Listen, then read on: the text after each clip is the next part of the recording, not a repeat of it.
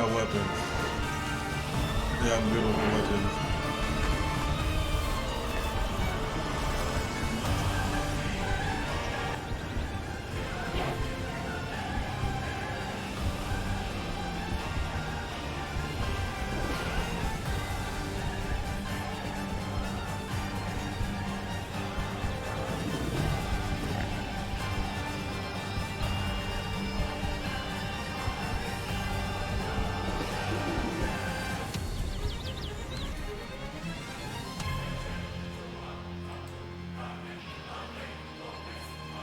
This shit's hard.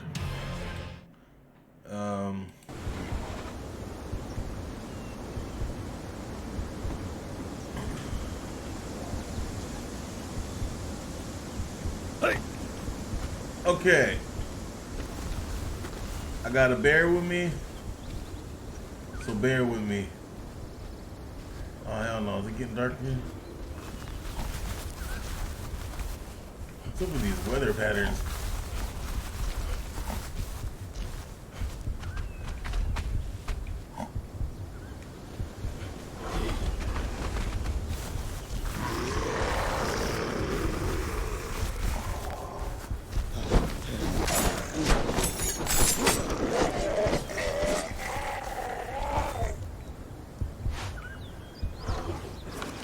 Run your pockets, bitch.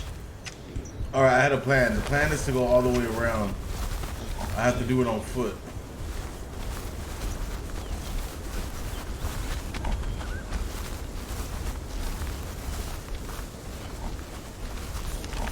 Which, see, I could just fall right into the beach.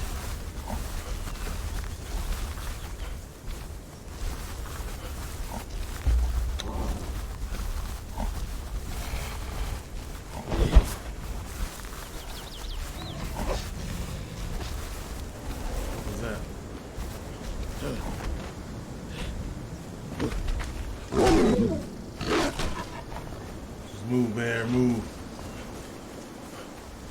Bear! Move! Motherfucker died immediately.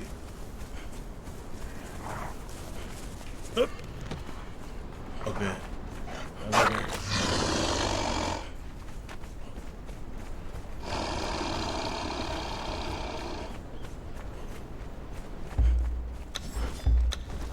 Ooh. Is that the boss? That's the boss.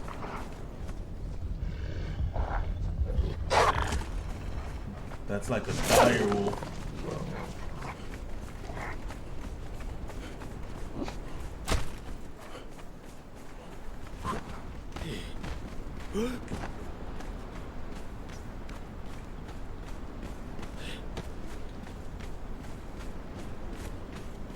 Okay, now I'm alone. Maybe I'll come across an animal I left or a person I left. Damn, I ran into a fucking motherfucker right away.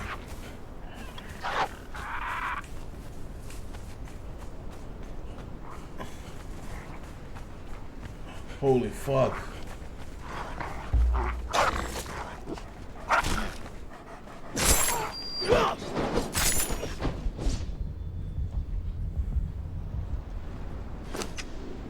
I just need someone to take the focus for when I fight.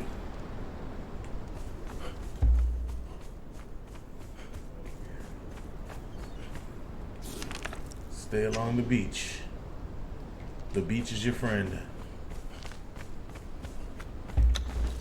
Beach is my friend.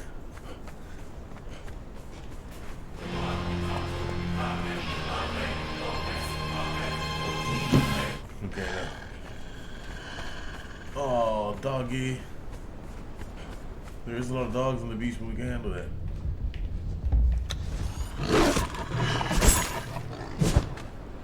See?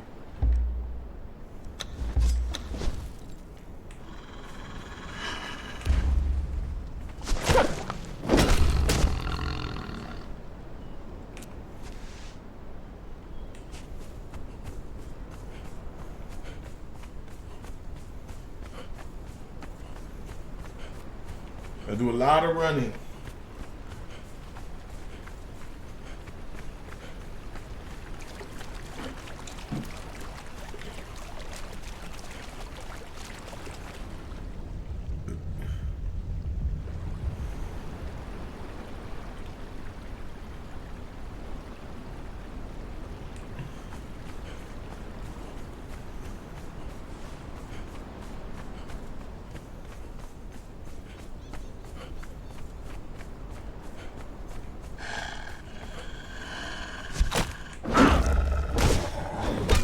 Pussy. Alright, let's go. That's the whole squad of dogs. I don't want to fuck with them.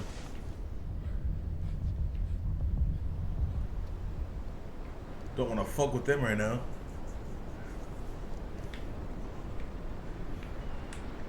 They look a little tough. I just gotta keep going. And once I wrap this way, I got a good base right here. I gotta establish another base. But that's what I was trying to in the middle of doing.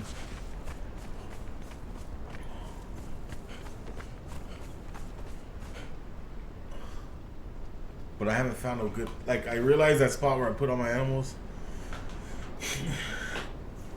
is a good spot if I want to hit that cave, but that's a more complicated one.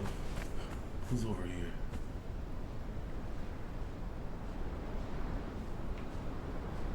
Are these people I could fuck up? Oh, fucking bird got me.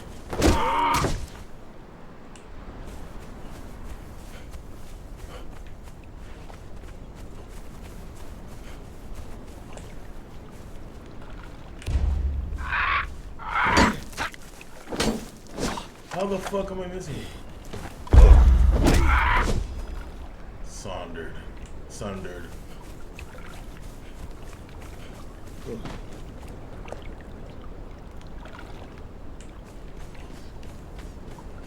What even is this?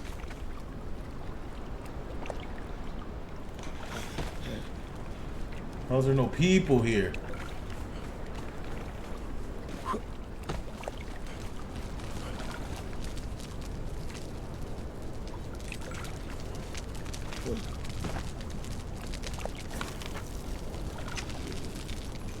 No. This way.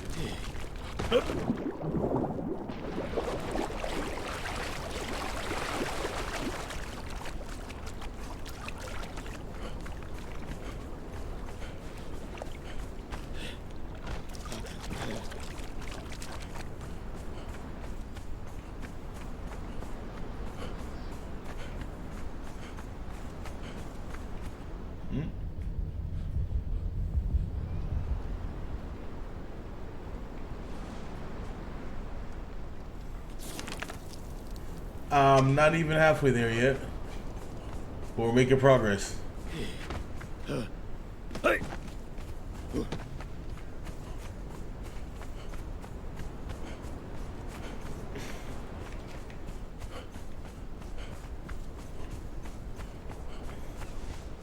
I cannot risk running through the goddamn forest, so I'm still on the hard side of the map.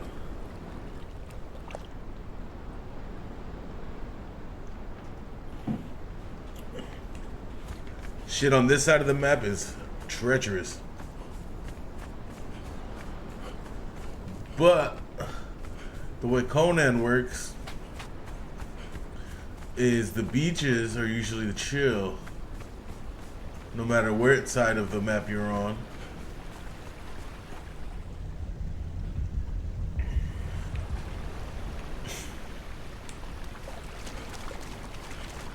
It's not really zoned. Also, this map seems to be more random. Like, you find bosses and like tougher NPCs everywhere. Like, I was thinking this was this is probably the easy part, right? I don't even think I've been more all around here. I might go back. I spent a lot of time on this side of the map, but And I stopped doing the journeys. Maybe I should do more of the journeys.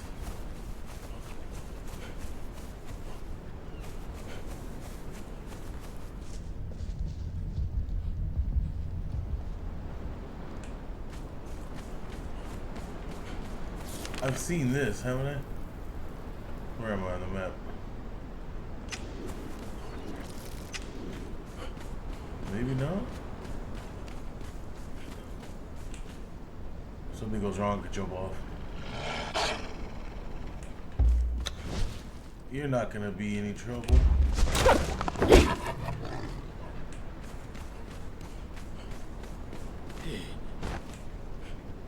But I wonder, playing in the east, there's gonna be something up here.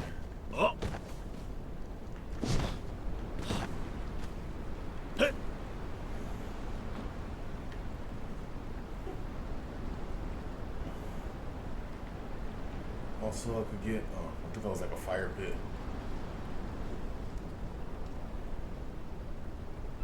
Uh-oh. Did I fuck up? Almost. Almost fucked up. That'll pucker your butthole. Ooh, it could be a pirate. I found a dictionary. I don't like these fucking boots. Let me see these boots.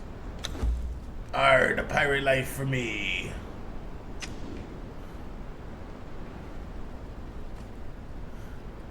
I like how I could just equip a peg leg. Now, if we're looking over here. Oh, this is that where I was? What am I looking at? It can't be because I was way over here. So there's another one of those. But I gotta go to the beach. The beach is not treacherous.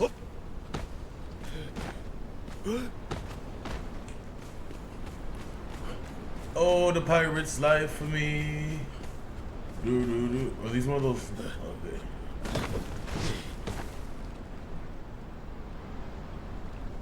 No hidden little alligator boss.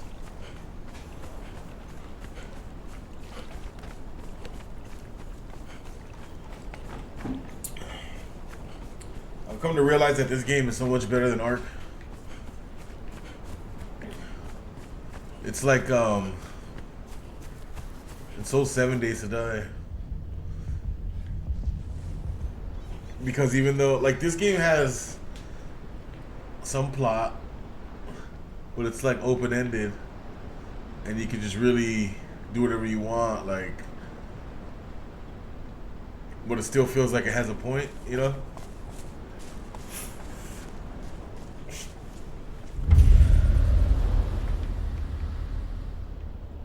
Like you're gonna forget, oh, it's a bird.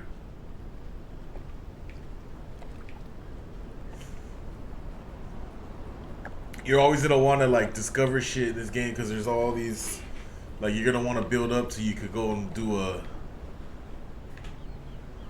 like, there's caves with loot and good shit,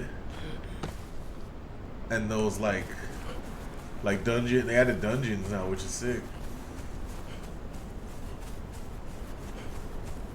I don't know how feasible they are. Like when I do a dungeon, it's gonna be in a spare set of armor, and I'm only taking shit. I don't care if I lose.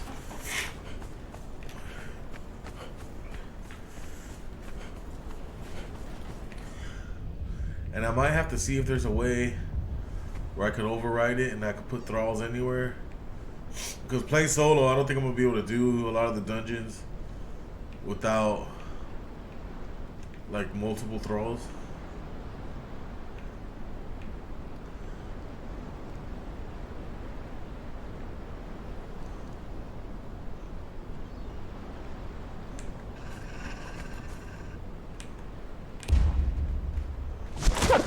Imagine he just had 3 skulls. It's a big 3 skull boss chilling. Shelling. Are these? What kind of camp is this? Wait, they're dead.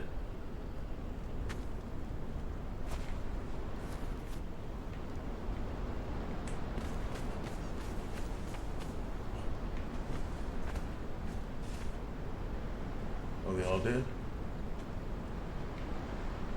I'm hearing shit.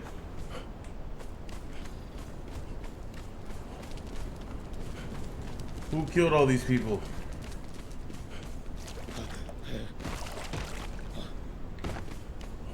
Huh.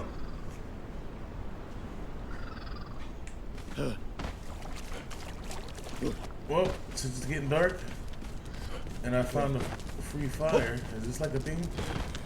It's not.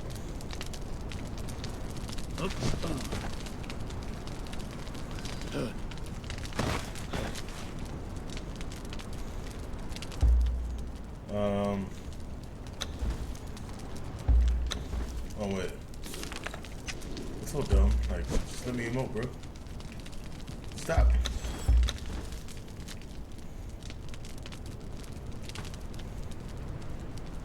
Look over there. Oh. Oh, that's actually an easy way to do that.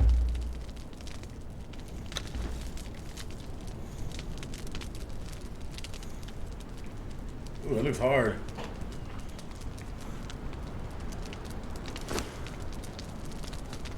I wanna. Why'd I do that?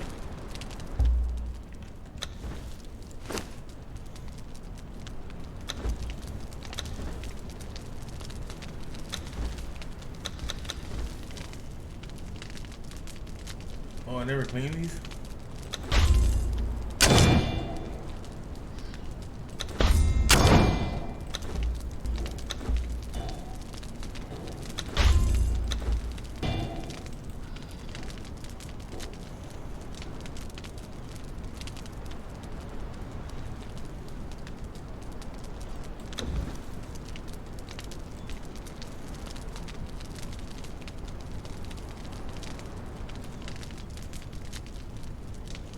That's tough.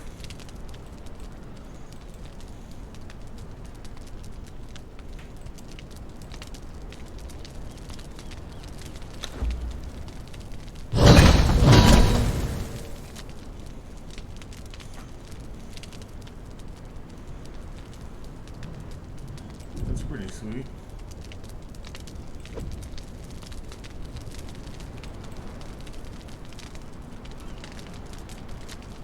Oh, that's hard too.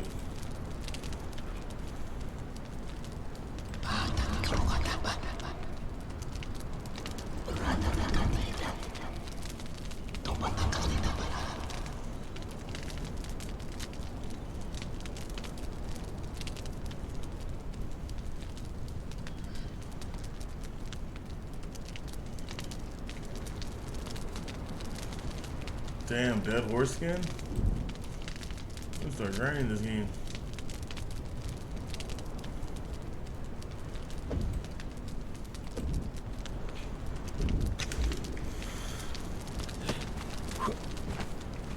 Alright, let's journey on.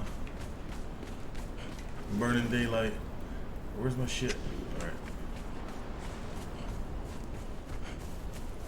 What are these noises in here?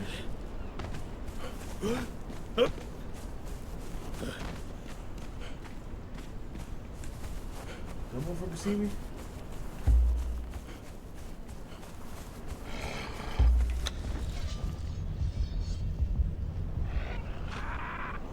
Not me.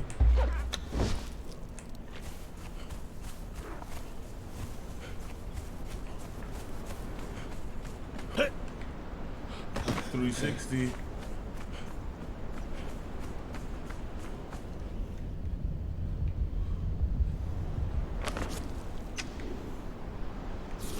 And we are close. We are close. Fuck, I hope I have a horse right here. This isn't the base I thought it was. And my rhino has been MIA. Wait, I think this is where I have other rhinos. We'll see. We're almost there.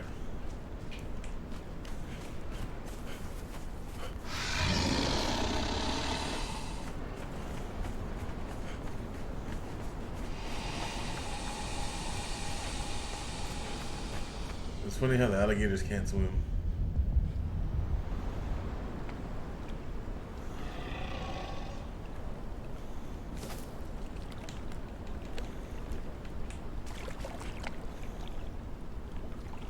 Yeah, run away, you bitches.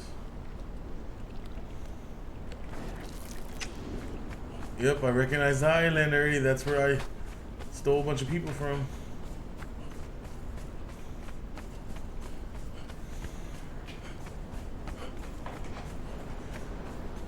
Bunch of gold coins and shit too.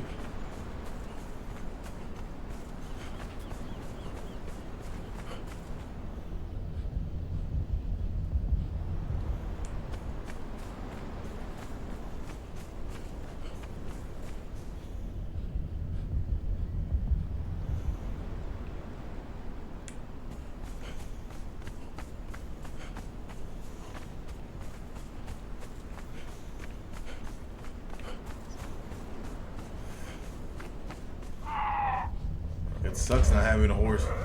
Can't believe we split like this all the time.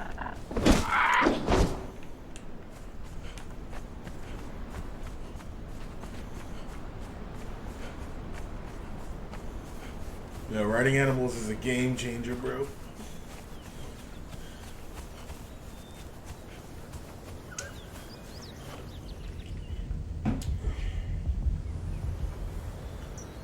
What's up, guys? Miss me? I'm fucking tired. Damn, none of you got a saddle? Okay. Do I even have a saddle? I don't have the fucking saddle thing here. It's alright. No biggie. Whew! I have...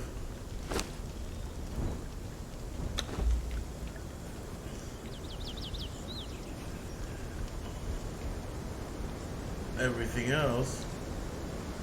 Yep.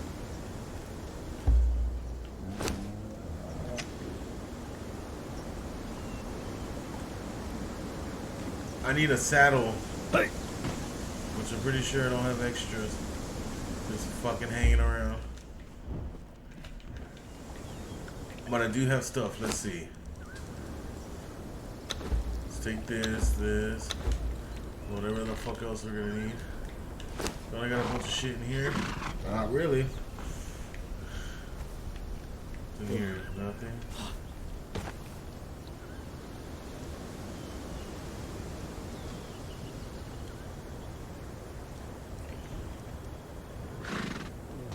Once I can repair these weapons, ooh.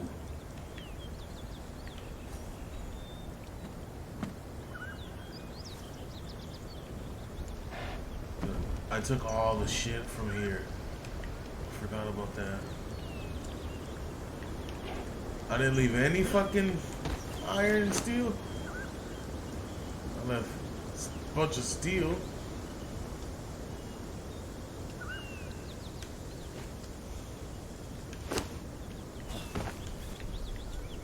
Alright, hold on. I know what to do. I know. I'm right here. You guarding? There's iron, like right here. It's fine. No biggie.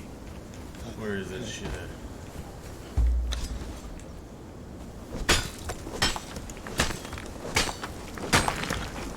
No big deal.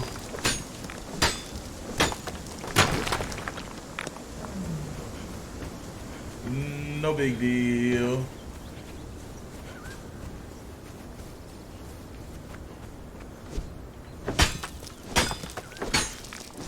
Let me get some epic music here. Rock breaking music.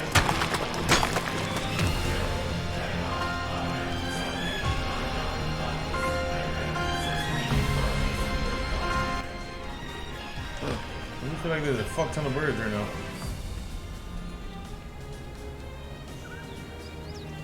Is it more than usual? Seems like it.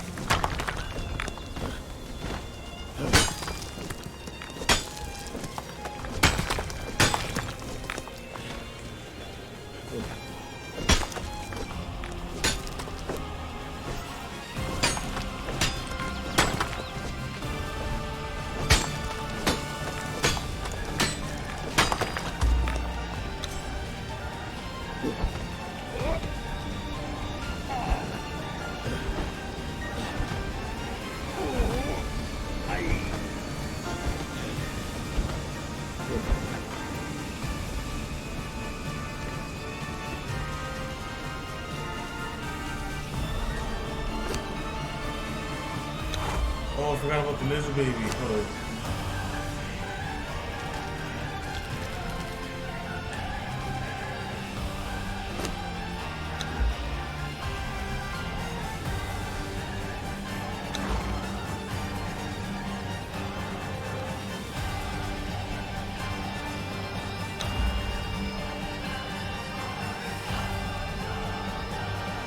What you eat, lizard?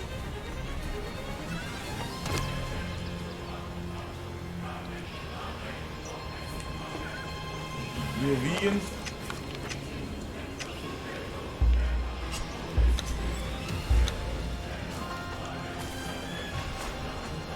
Probably eats bugs, huh? Nasty fuck.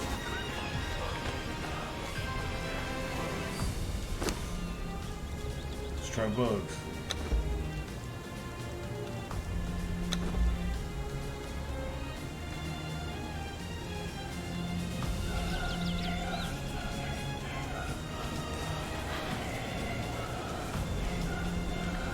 Come, lion.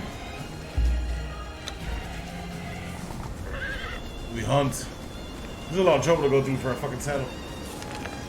I could mob it to the other base. That's actually an easy one.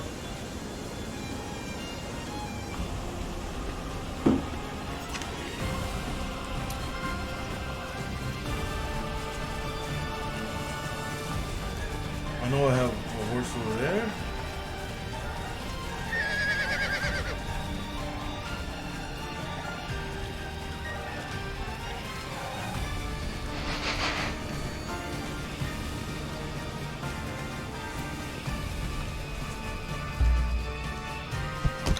Oops.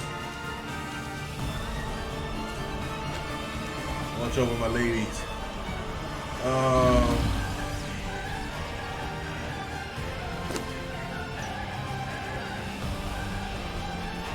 Oh yeah, first I gotta hunt something. Take a jag.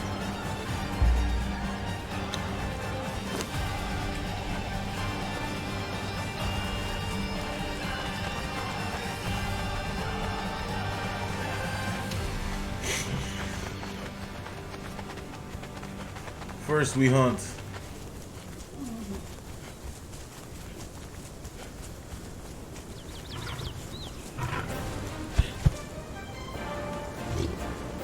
Now's your chance, Jaguar.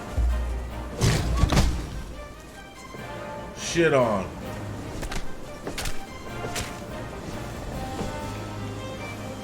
Now we feed the lizard.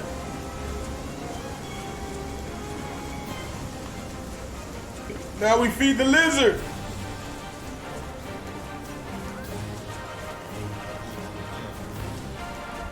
We got absolutely decimated.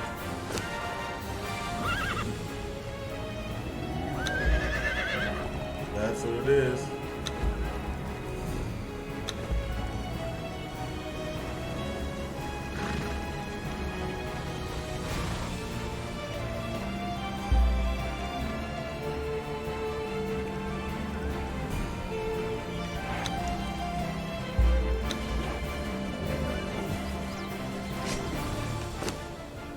You're a weak boy, ain't you? He's pretty sick though. He just looks cool.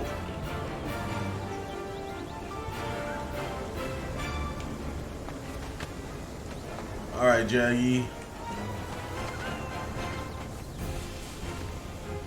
Let's take some of this in case we don't have any.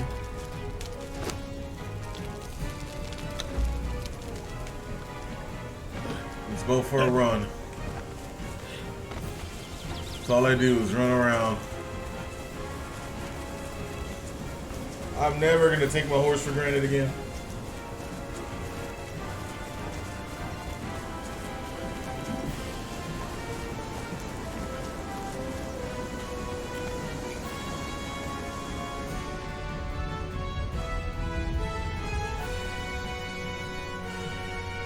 This is good adventure music.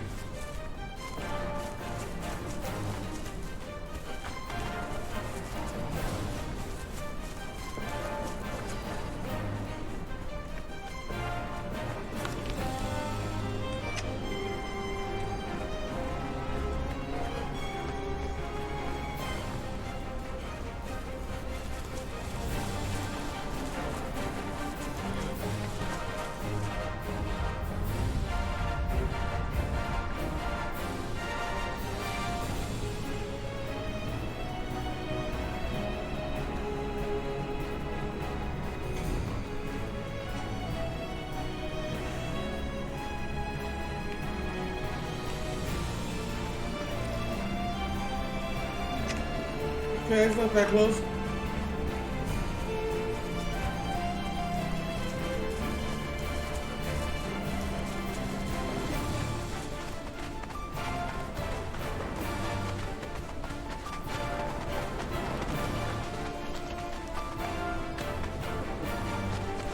Thought I saw something. False alarm.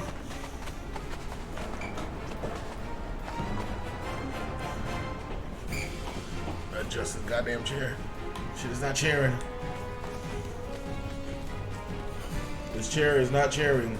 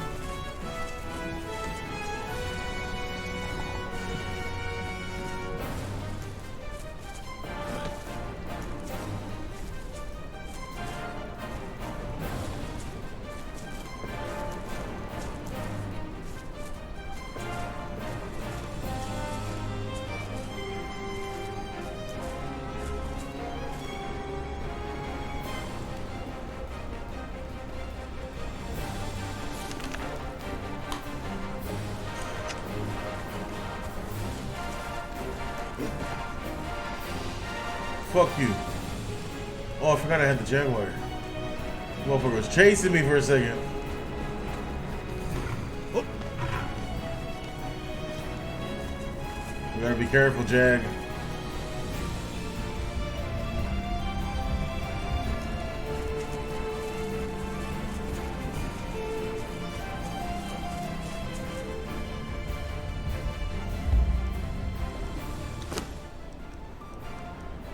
Hold these boots and some of this, and these rocks, and this hide, and this brick, and this hide.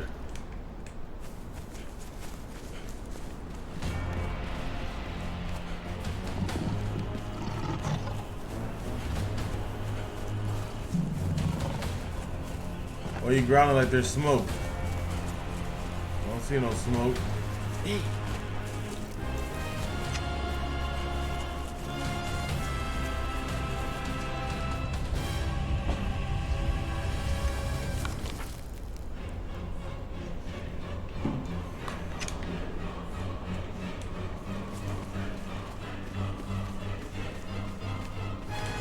And Geronimo!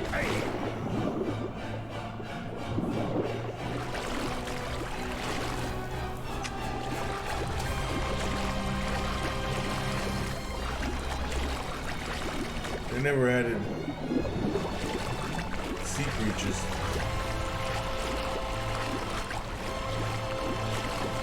They never added no sea creatures.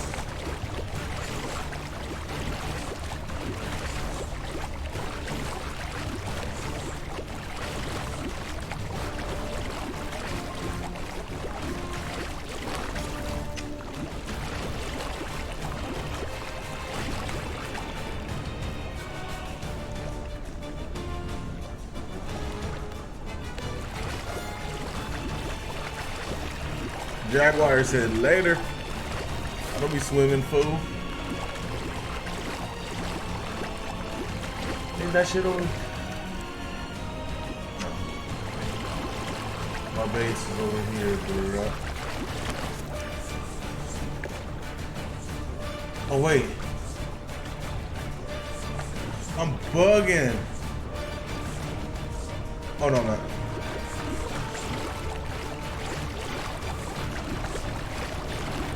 No, I'm not.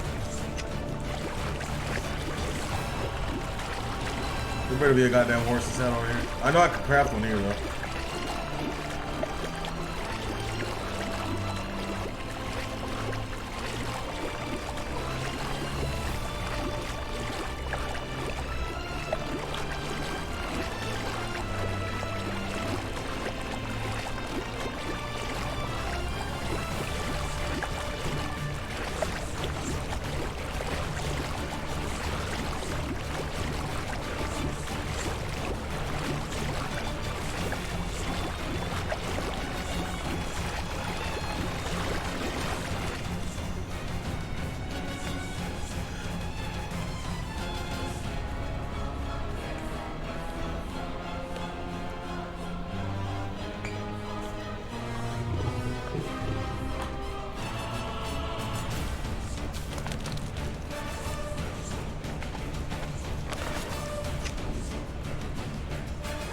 Jaggy.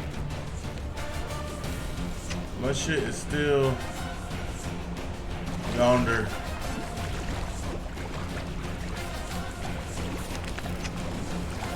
My shit be yonder. We gotta get to yonder. I see it though. Home sweet home.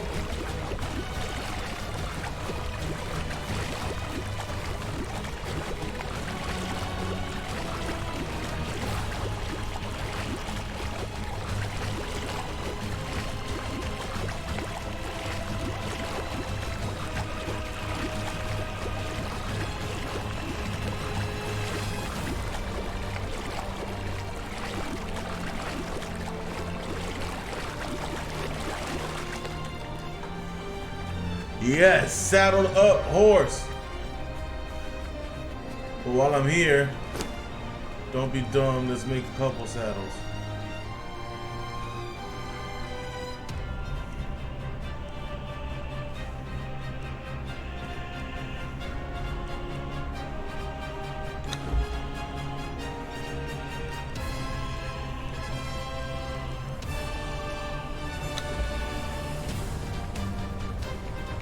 You got leather? To make leather.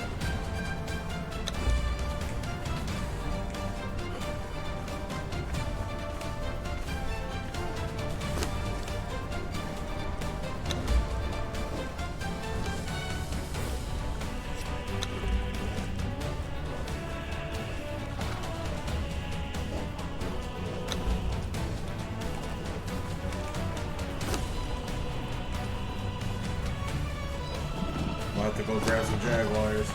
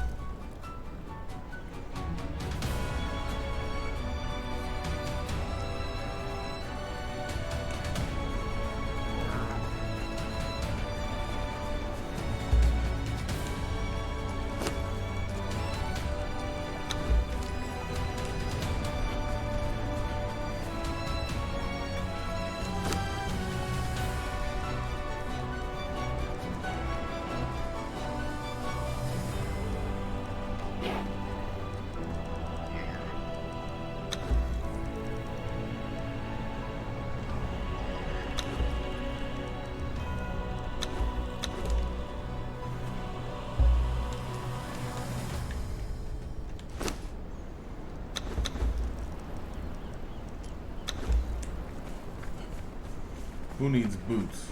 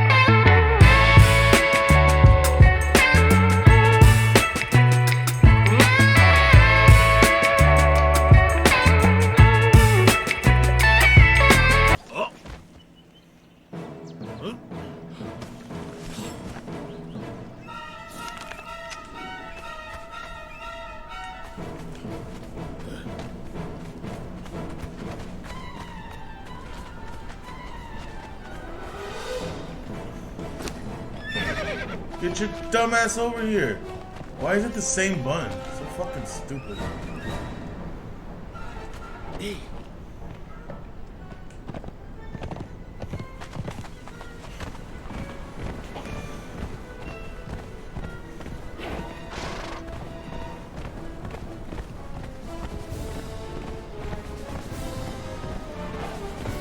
My pants look like they're ripped and my asshole's just hanging out.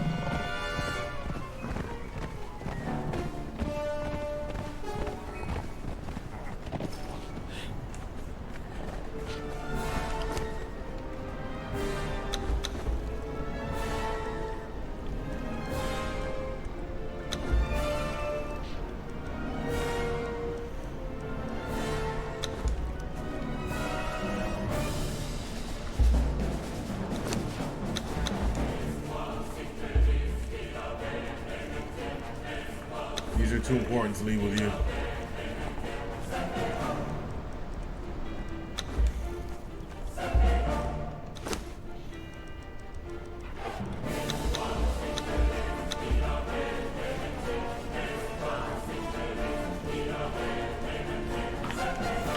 You are trusted, horse. Don't look at me like that. Gotta pee real quick.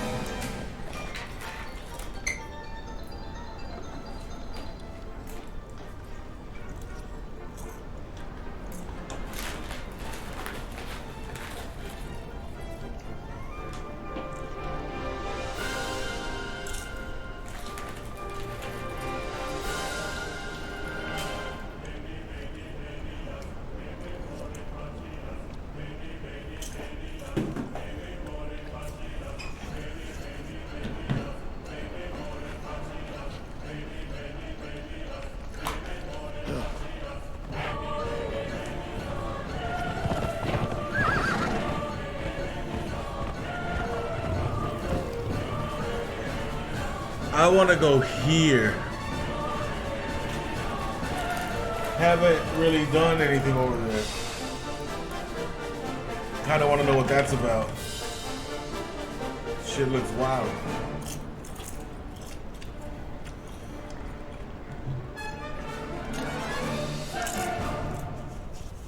I'm gonna go here and then work my way up here and see what this is all about.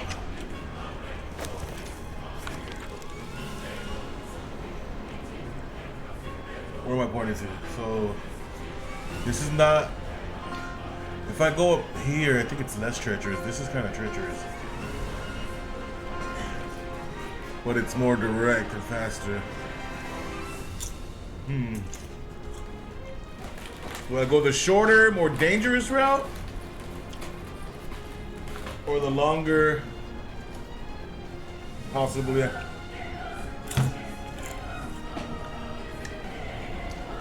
I honestly should go to where my horses are.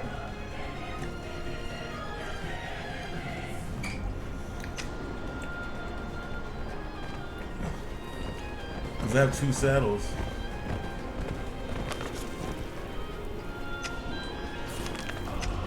But I'm obviously not going to do that. That's just boring.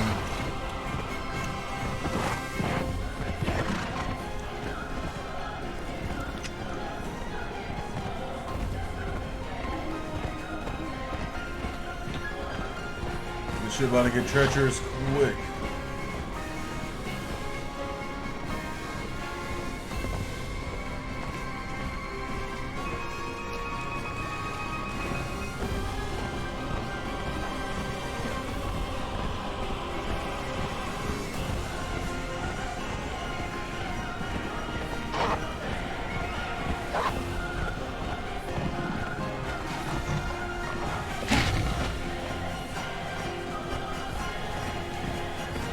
Keep it moving, dum-dum. We can't fight everybody.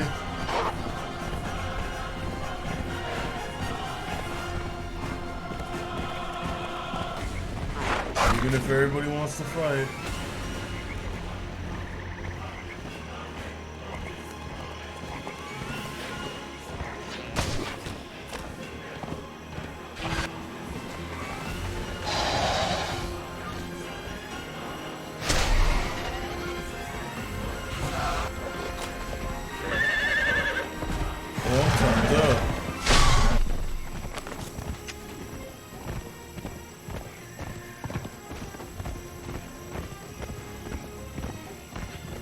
Don't do it.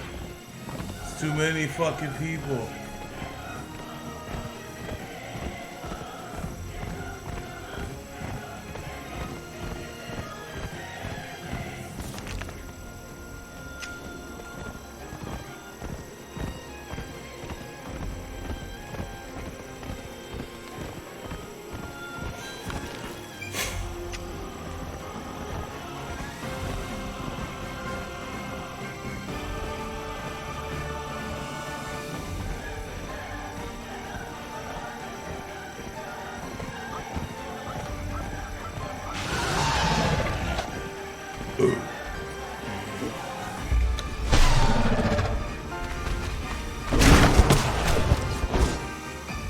Alright, get the fucking baby.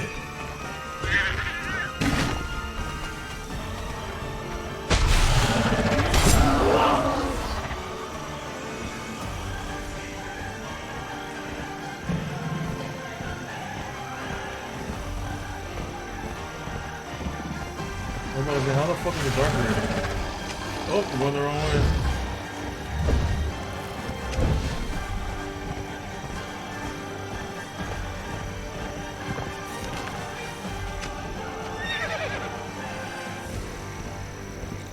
I gotta go this way?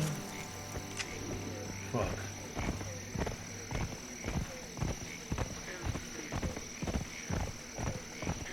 This doesn't look good.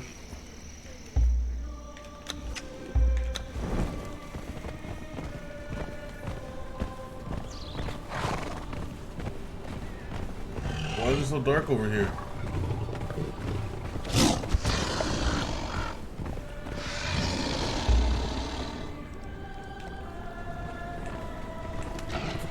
No, why am I getting off?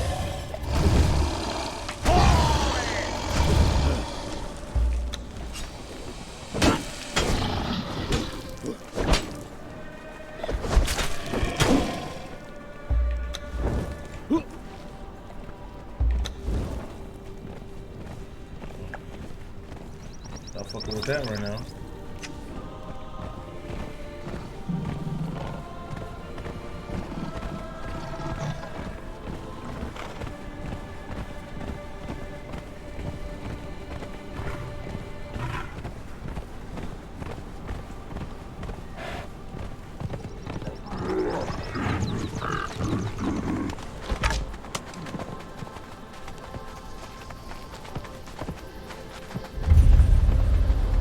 Oh, that sounds lovely.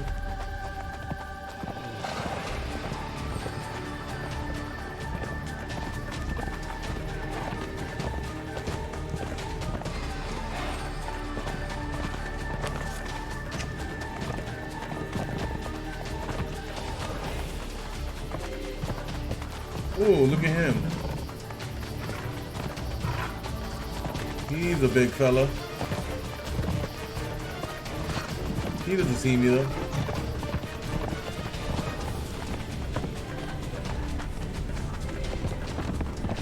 He doesn't see me.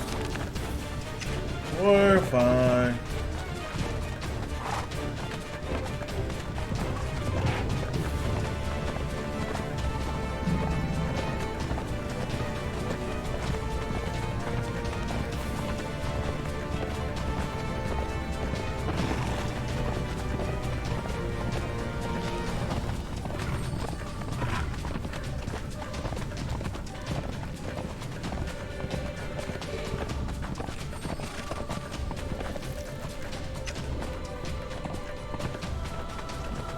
I'm hot.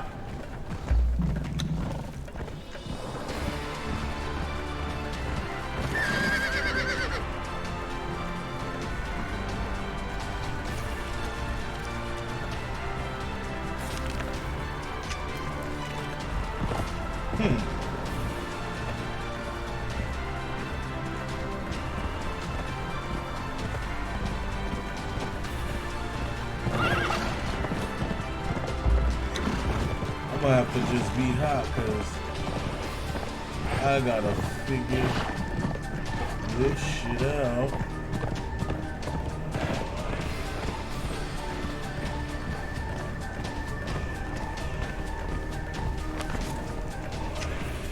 This music goes perfect with the atmosphere, I'll give it that.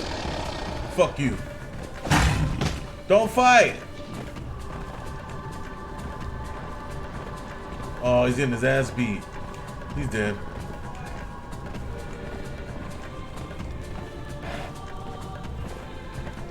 Oh no, he was kicking ass. Is that a big ass one?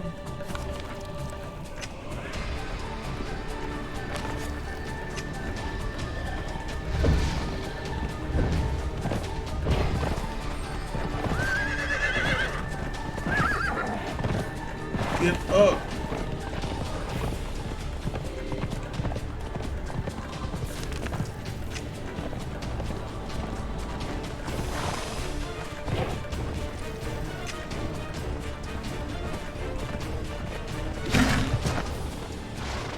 Hurry up, fucking slow ass horse.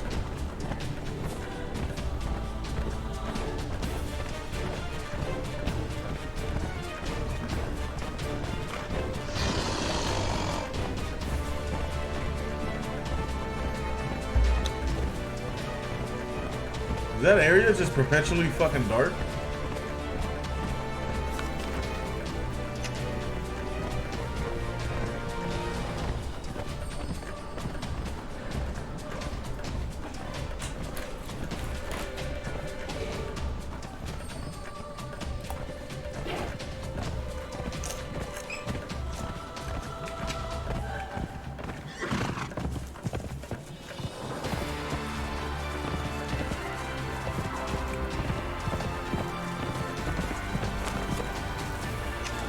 I have a camp somewhere over here. There's probably nothing.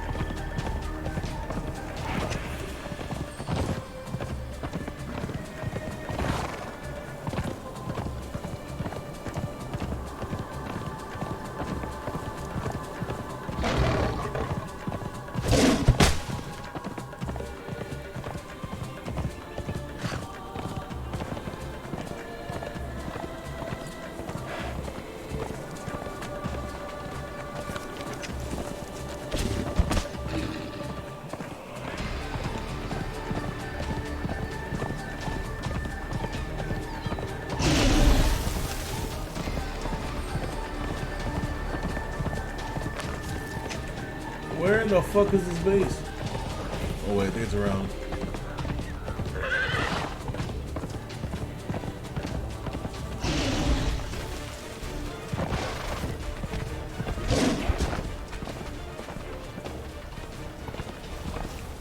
I see it.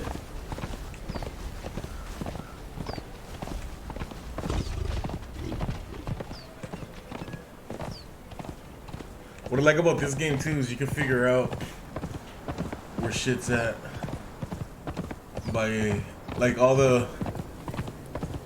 Oh yeah, this is where I had the other turtle.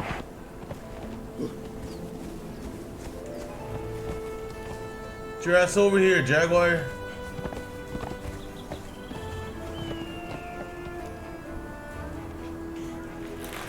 Didn't I tell you to move?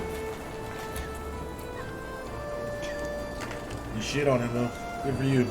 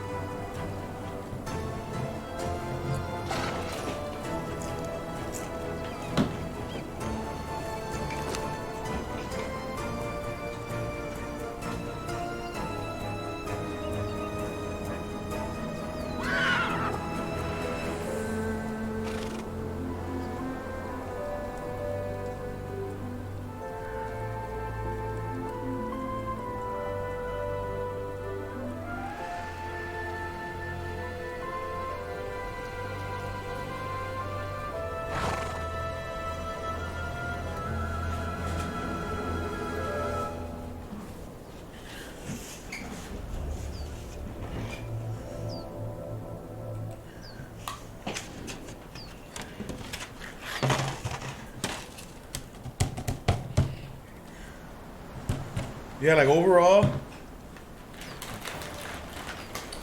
this game feels like you get rewarded like for building up.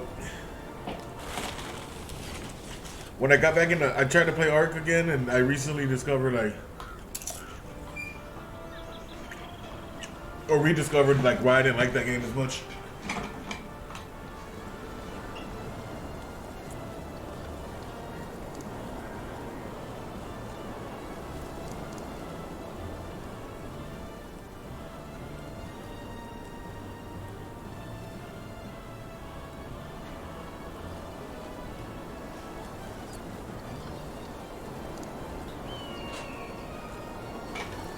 Yeah, that's my problem with Ark. It's like, you could be doing great, level up, get all your shit. But the nature of that game is that there's just creatures roaming around. They can spawn randomly. So you could be chilling, and then a fucking alpha raptor just spawns next to your base or rolls up next to your base. It completely destroys it.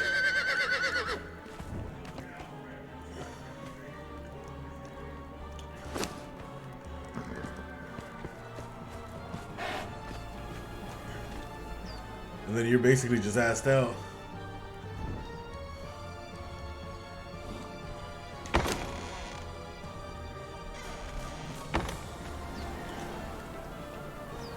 And the same thing for like here, once you get your bearings and you know what to do, you could kind of like mitigate the bullshit, you know?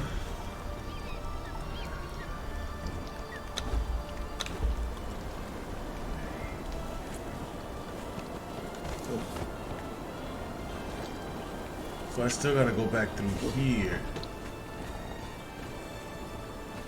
Which I could do easy if I just let the horse follow me.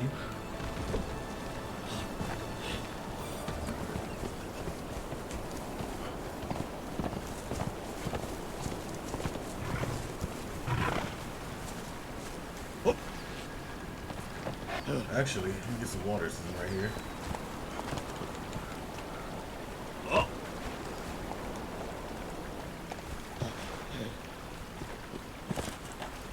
Now we go.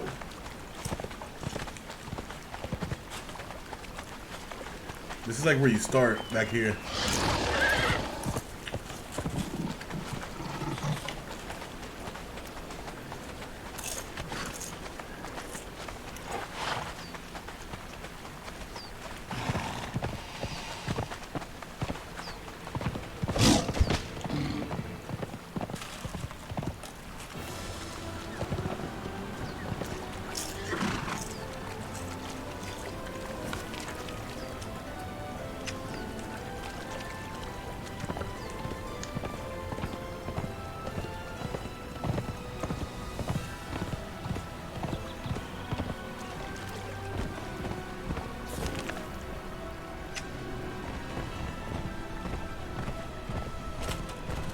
I gotta remember what the fuck's over here, baby.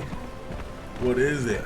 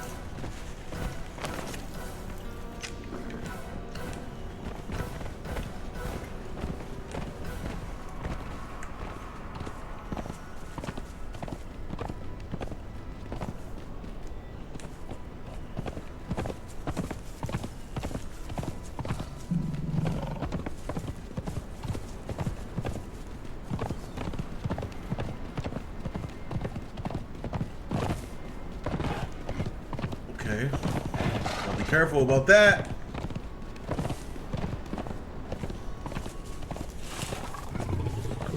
left off the goddamn mountain.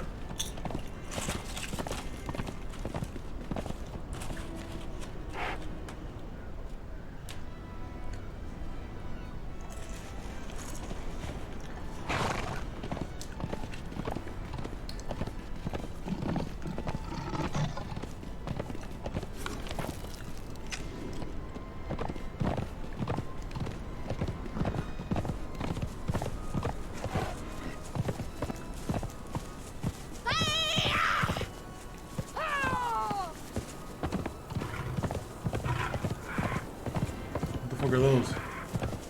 Those wild jags?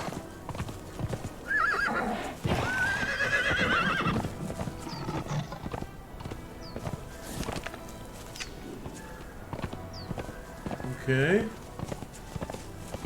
Have I never been this way? I don't think I have. See?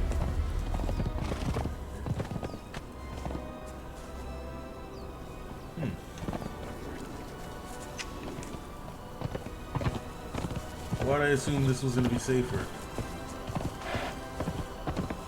I probably saw these jaguars and dipped. I ain't no low-level bitch no more though.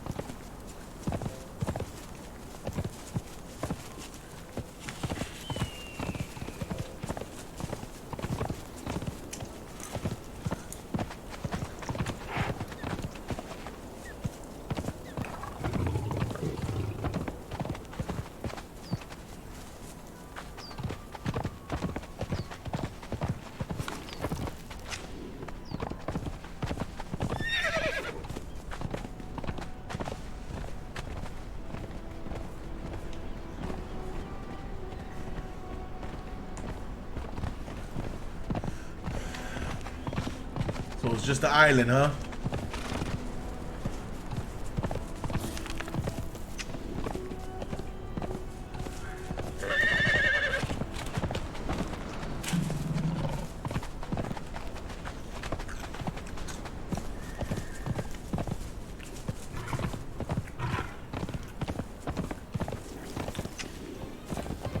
See if there's any more points of interest. If not, we'll just move on. I didn't go through here.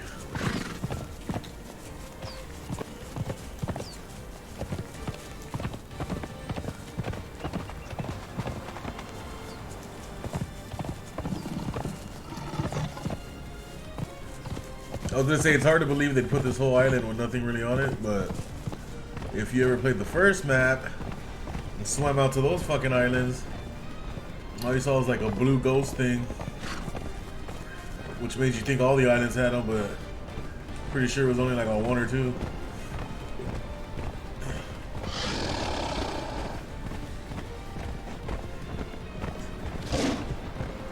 The discoverability in this game is like underrated though.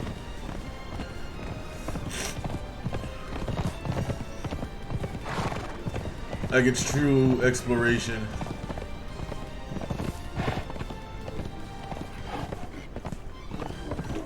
Because of the mix of the animals, the bosses, the camps.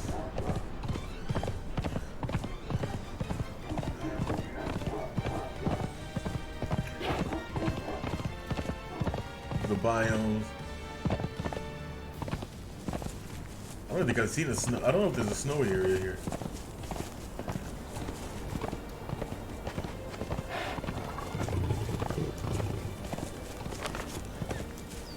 What am I looking at?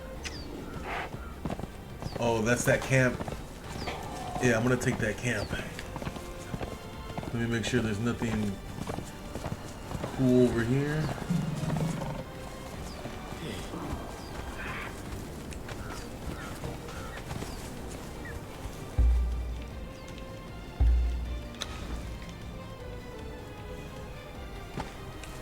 You chill over here. I don't want nothing to happen to you.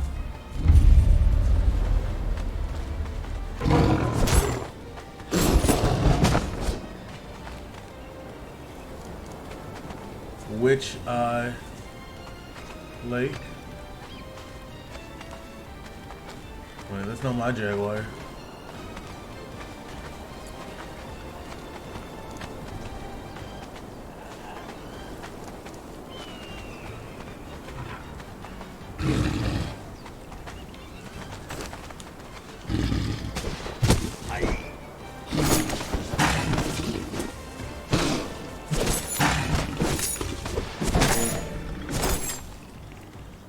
Yeah, you're getting your ass whipped a little bit. Gonna watch that.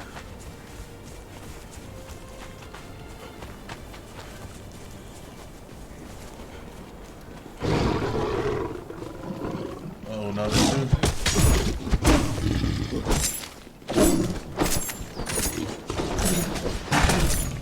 Nice. We shit on them.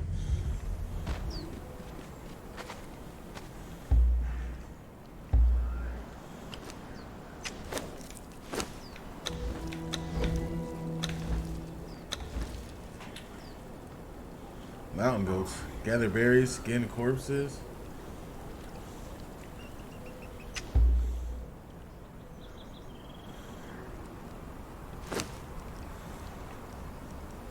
Where's my skinny knife?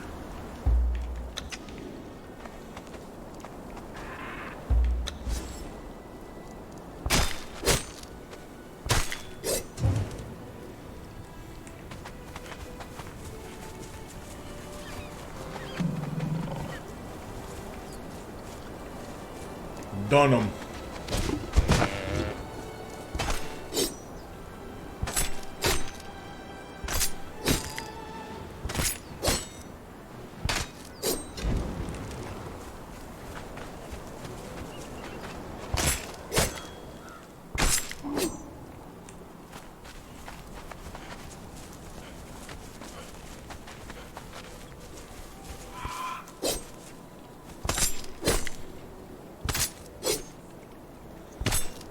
How do you get an egg from skinning an animal?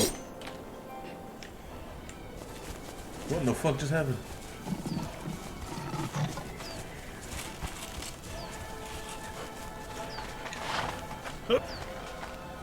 Motherfuckers just turned the lights off.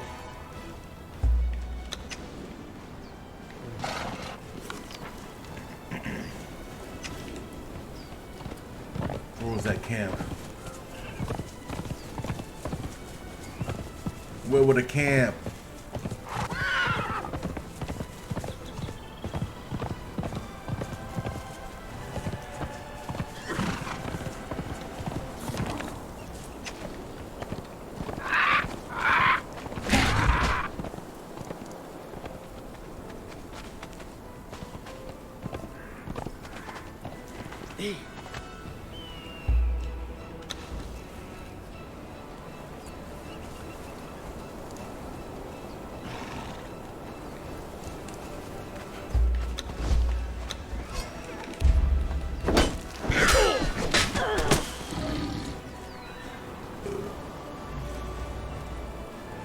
Perfect. Yep.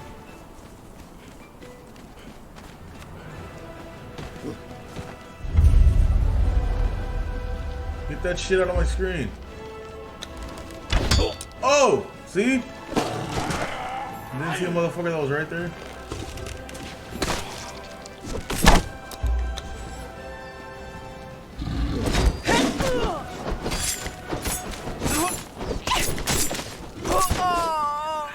Don't put bleed on my fucking Jaguar, bitch. Alright, these fools have good shit, so they're gonna be kind of tough. I'm gonna watch out for that.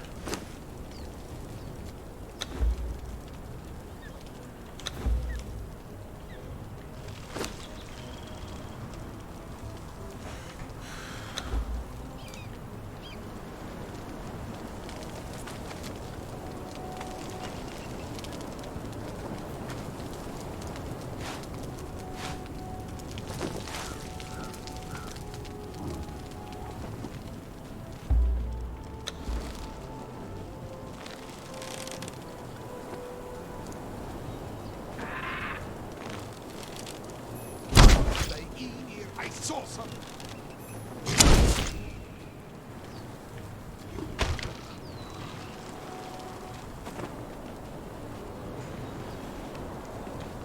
Don't make Oh! me wanderer. Curse you! Scare me, bitch.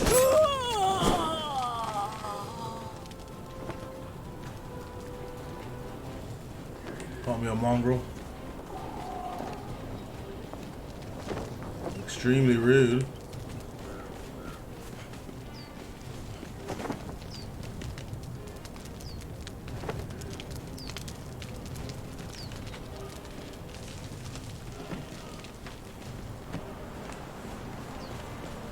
Hey.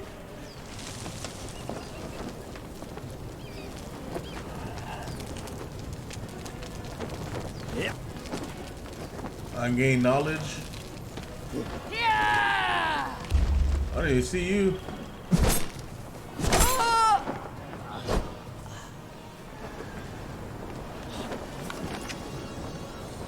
Oh.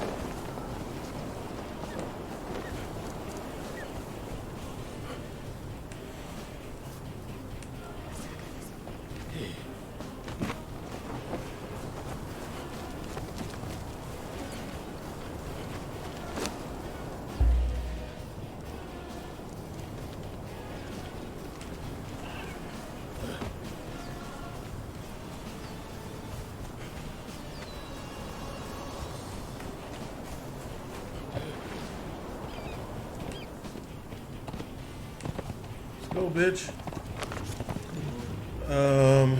All right, out here and to the left.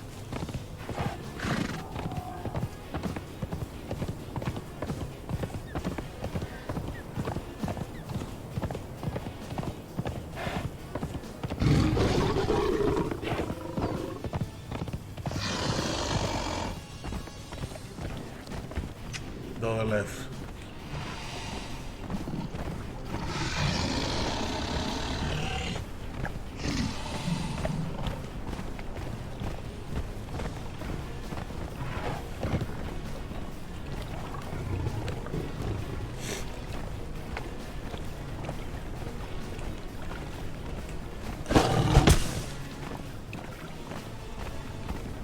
Are those jaguars?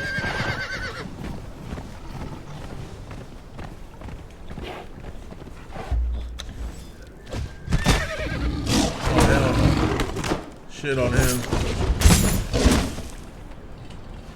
Oh, that'll hit my horse.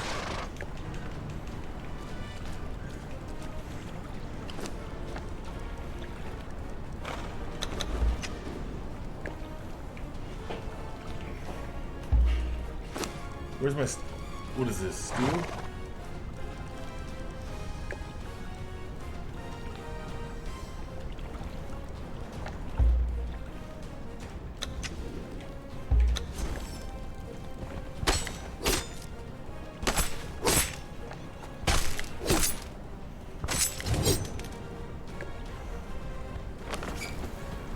Where am I? I gotta go this way now.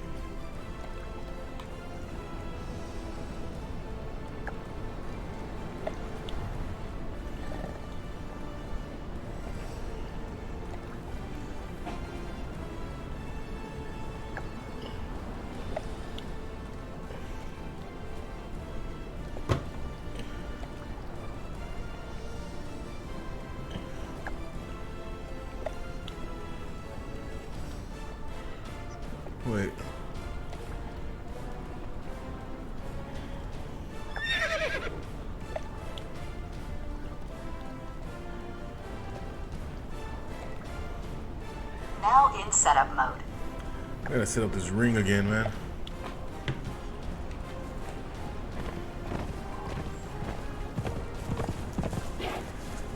I forgot to switch Wi-Fi's.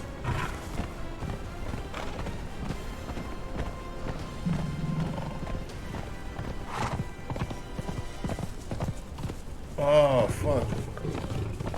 Join! Bro, what the fuck?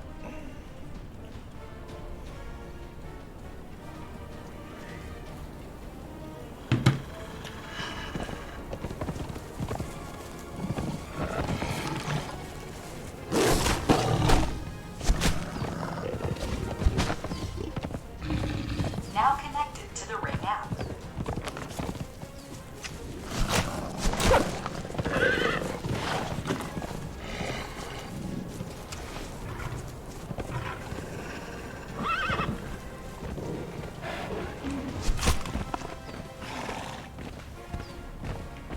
I'm about to help him.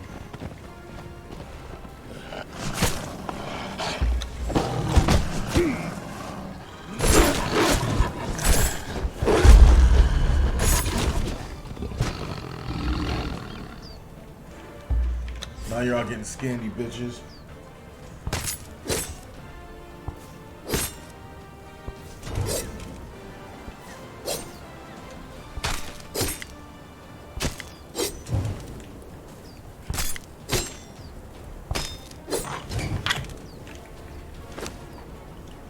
What is the Wi-Fi?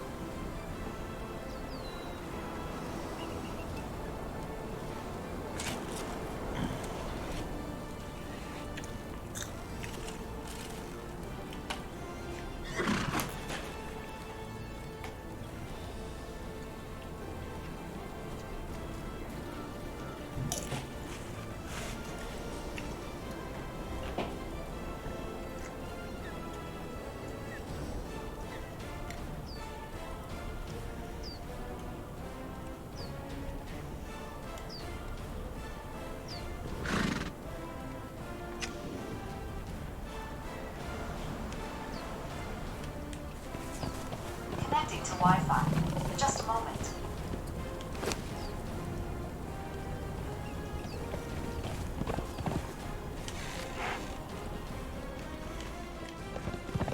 Setup successful.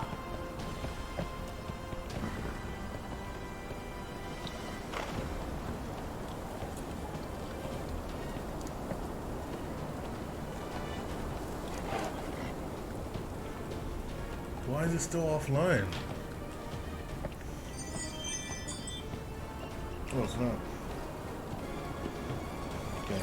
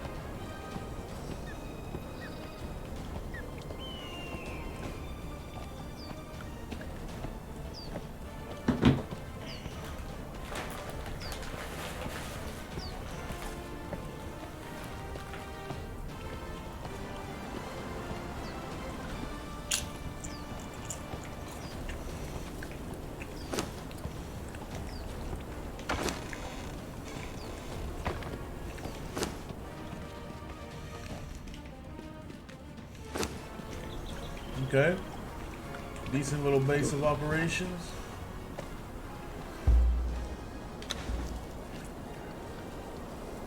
You chill here.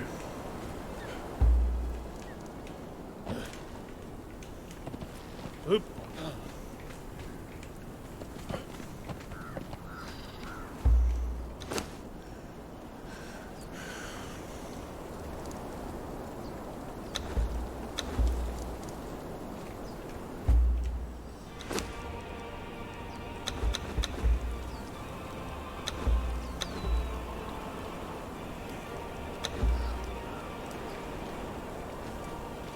Here, you carry some shit.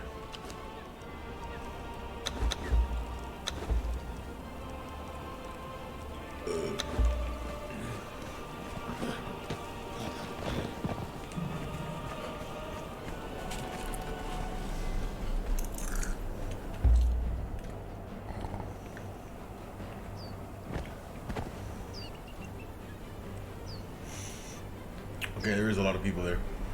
Let's do this.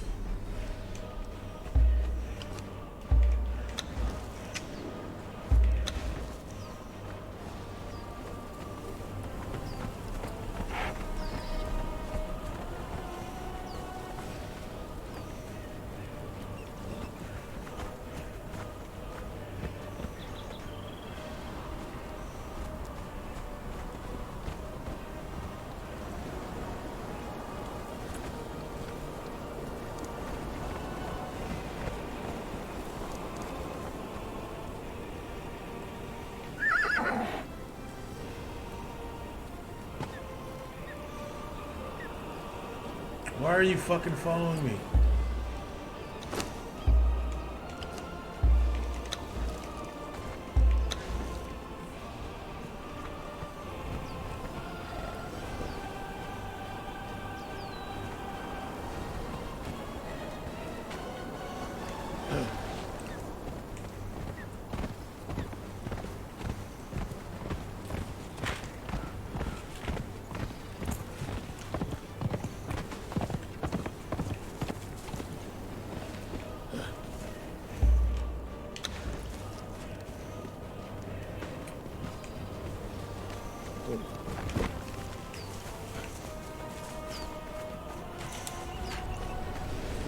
Are we ready to do this thing?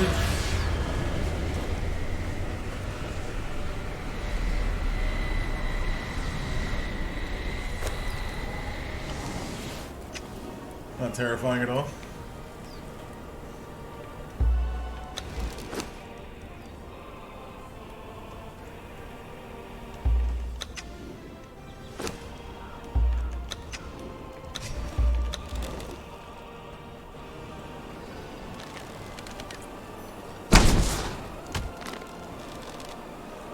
Okay, so they get one shot.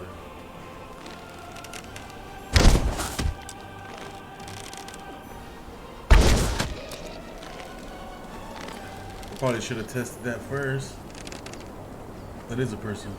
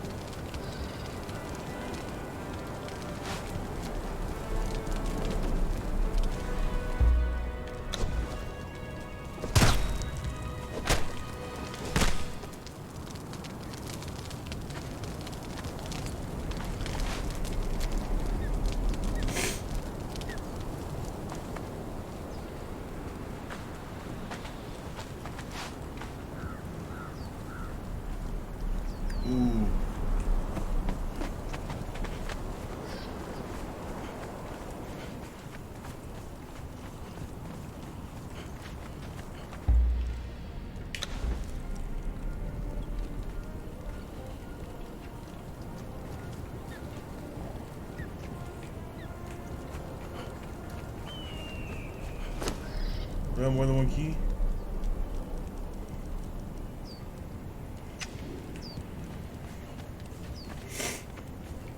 I only have one key on me. I believe. Unless he has one. Nope.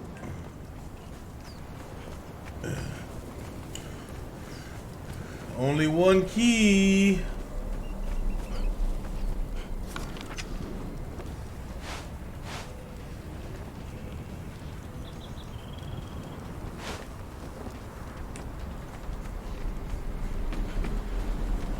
These fuckers respawned over there? Oh no. I don't think I ever killed those guys.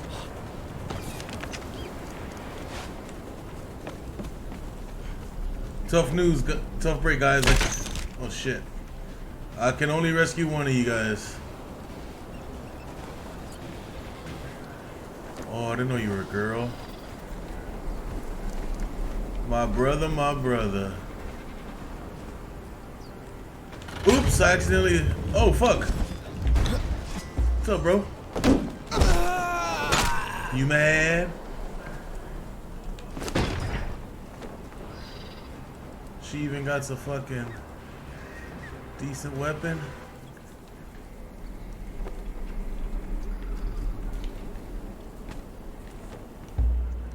Give me that shit. Give me your essence, pussy. Oh, I had two of them.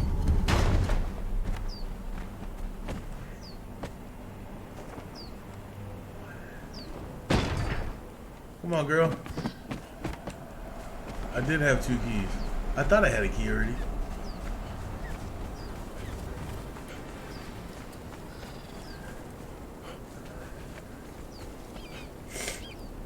And just like that, I got a little something.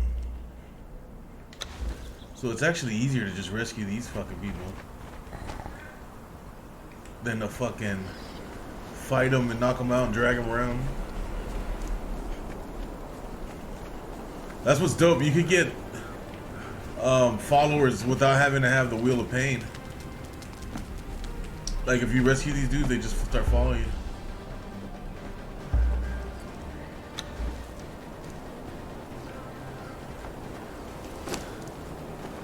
Oh, he carries twice as much,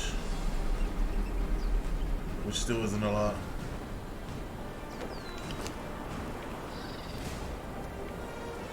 He's not terrible though. You can't let these guys live. They're slavers. Where do you think you're just gonna waltz away, slaver? Oh, you bitch. You wanna do the honors? He had you locked up. Get his ass. Get his bitch ass. Get him. Come on now. You wanna be in this tribe? Bro. Oh, you punk ass. We're gonna have to toughen you up, buddy. I understand you're a bear and all, but damn, he's kicking your ass. Gonna have health somewhere?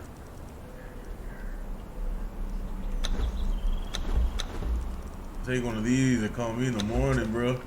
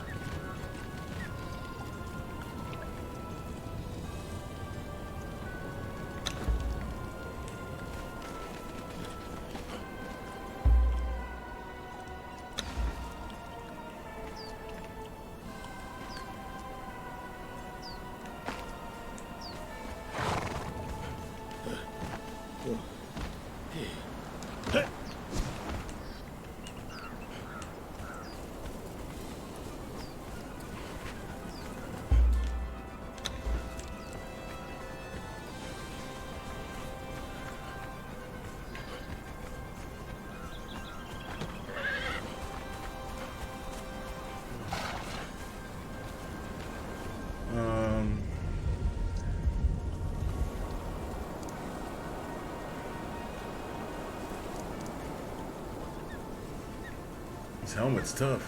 Where is she at? Oh, there you are.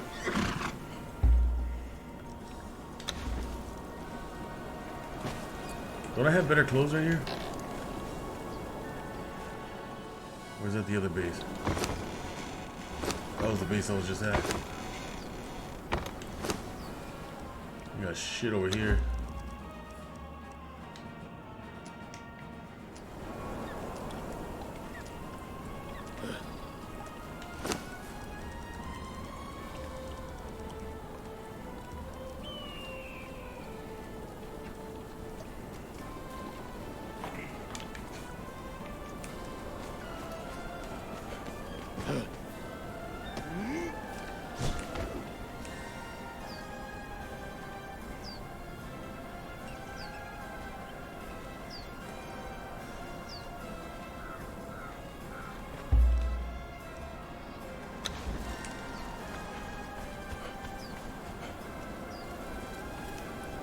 Okay.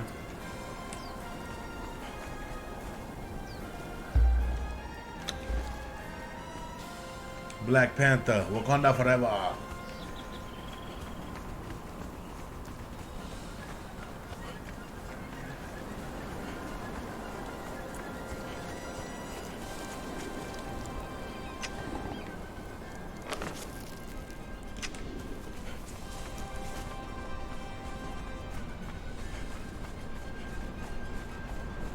Oh, I left my horse, huh?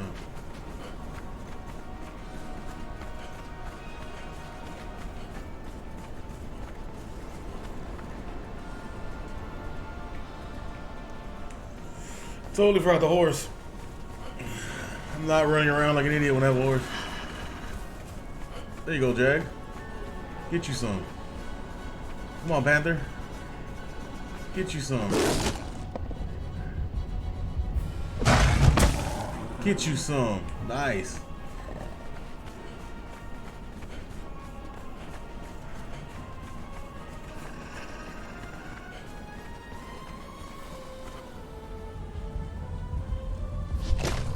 Get you some. Oh, he almost one-tapped him with a swipe.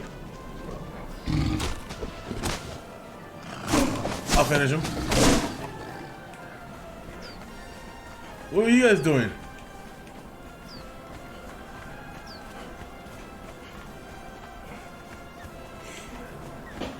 What were you guys doing?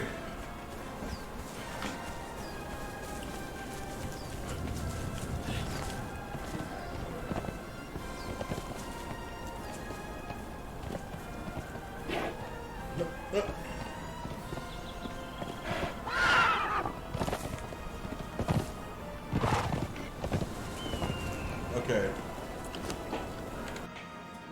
Let's see.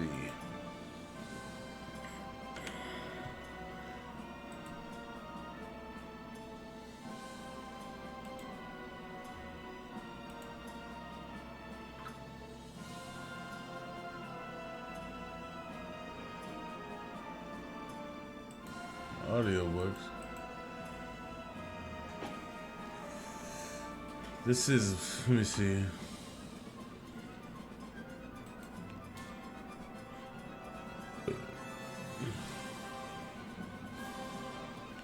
This one's a good one.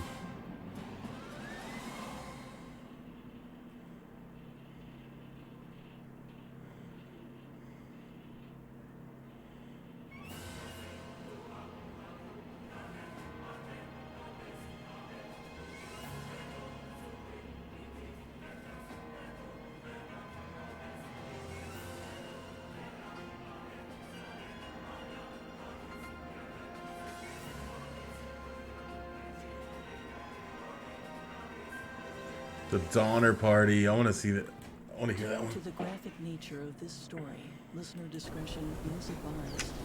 This episode All right, I'll be right back. Clean the discussions bathroom. of murder and cannibalism. We advise extreme caution for children under 13.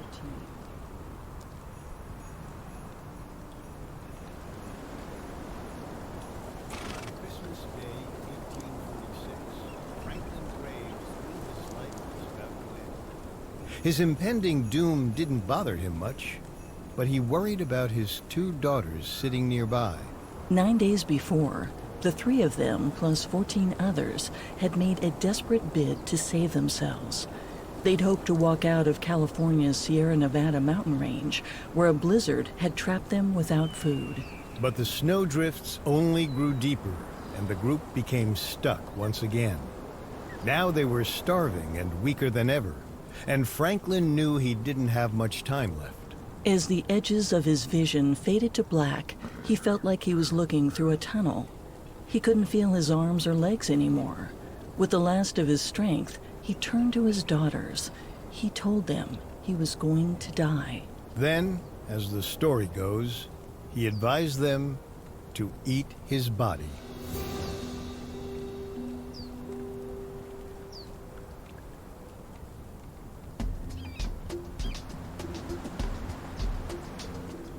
Welcome to Unexplained Mysteries, a Spotify original from Parcast. I'm your host, Molly. And I'm your host, Richard. This season on Unexplained Mysteries, we'll be investigating the most mysterious doomed expeditions in history. We'll look at why humans explore and why they fail.